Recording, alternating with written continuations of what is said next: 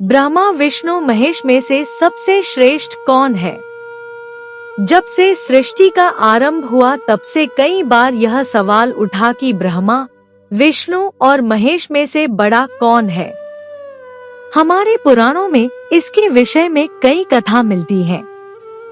हमारे पुराणों में ईश्वर की प्रधानता के विषय में 2 कथा मिलती है। एक कथा शिव महापुराण में मिलती है और दूसरी भगवत कथा में मिलती है। शिव पुराण के अनुसार एक बार ब्रह्मा और विष्णु में विवाद हो गया कि उन दोनों में से कौन बड़ा है। जब विवाद इतना बढ़ गया कि उन दोनों में युद्ध की नौबत आ गई, तब उन दोनों के मध्य एक बड़ा सा अग्नि स्तंभ प्रकट हो गया। अब उन दोनों ने यह निश्चय किया कि जो भी पहले इस अग्नि स्तंभ की अंत को पा लेगा वही श्रेष्ठ है। भगवान विष्णु उस स्तंभ के अंत को पाने के लिए नीचे की ओर गए और ब्रह्मा जी ऊपर की तरफ गए। दोनों में से कोई भी इस अग्नि स्तंभ के अंत को पाने में सफल ना रहा। भगवान विष्णु ने तो अपनी हार स्वीकार कर ली, परंतु ब्रह्मा जी ने असत्य कहा कि उन्हें अंत मिल गया है, इसलिए मैं श्रेष्ठ हूँ। ब्रह्मा जी के मुख से असत्य सुनकर उस अग्नि स्तंभ में से शिव जी प्रकट हुए और उन्होंने ब्रह्मा जी के 5 मुख में से जो मुख असत्य बोला था उसे काट दिया और यह श्राप दिया कि संसार में उनकी पूजा नहीं होगी। भगवान विष्णु से प्रसन्न होकर उन्हें अपने समान पूजे जाने का वरदान दिया। यह कथा शिव पुराण की है, जिसके अनुसार शिव जी सबसे बड़े हैं। जानिए श्रीमद् भागवत कथा में क्या कहा है इस विषय में। एक बार सप्तऋषियों में यह चर्चा हो रही थी कि ब्रह्मा विष्णु और महेश में से बड़ा कौन है। इसलिए उन्होंने त्रिदेवों की परीक्षा लेने का सोचा और यह कार्य भृगु ऋषि को सौंपा गया।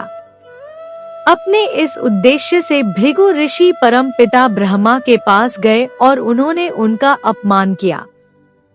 इस अपमान से ब्रह्मा जी क्रोधित हो गए। बाद में भृगु ऋषि शिवजी के पास गए, उन्होंने शिवजी का भी अपमान किया।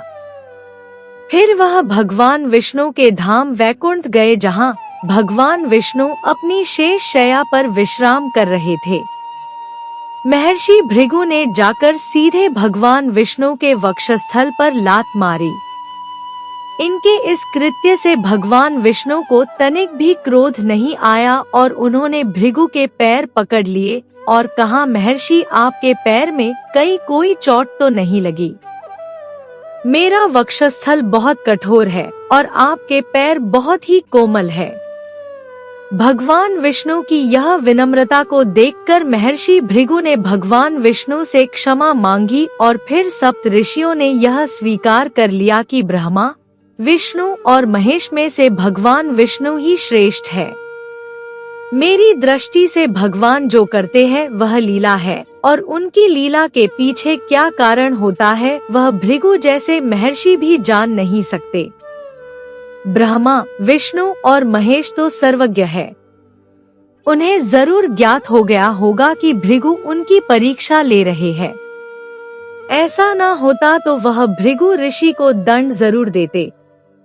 देखा जाए तो भृगु ऋषि की लात उस महाकाली के चरण के आगे कुछ नहीं, जो महाकाली ने महादेव की छाती पर रख दिया था और सृष्टि की रक्षा के लिए महादेव ने महाकाली के पांव की ठोकर खाना स्वीकार किया था। इन कथाओं के बावजूद मुझे लगता है कि इन तीनों में से कौन बड़ा और कौन श्रेष्ठ है, यह तुलना हमारे जैसे मनुष्य नहीं कर सकते। शिव पुराण और विष्णु पुराण दोनों में इन तीनों देवों को अभिन्न बताया गया है। हमारे पुराणों में यहाँ तक कह दिया है कि जो मनुष्य शिव द्रोह करके विष्णु की पूजा करता है और जो मनुष्य विष्णु द्रोह करके शिव की पूजा करता है, उनकी पूजा का कभी स्वीकार नहीं होती।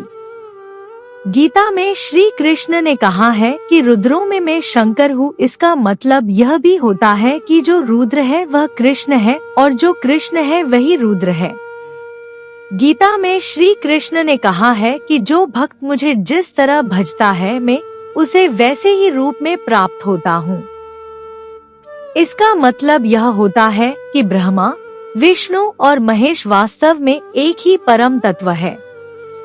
जब यह तीनों एक ही परम तत्व है तो यह तुलना करना संभव ही नहीं है कि कौन बड़ा है। तुलना तो वहाँ की जाती है जहाँ दूसरा कोई मौजूद हो। आशा करती हूँ यह कहानी आप लोगों को अच्छी लगी होगी। अच्छी लगे तो लाइक करें, अपने दोस्तों के साथ शेयर करें, मेरे चैनल को सब्सक्राइब करें और कमेंट में जय ब्रह्मा विष्णु महेश अवश्य लिखें। कहानी सुनने के लिए बहुत बहुत धन्यवाद। मिलती हूँ एक और अच्छी कहानी के साथ।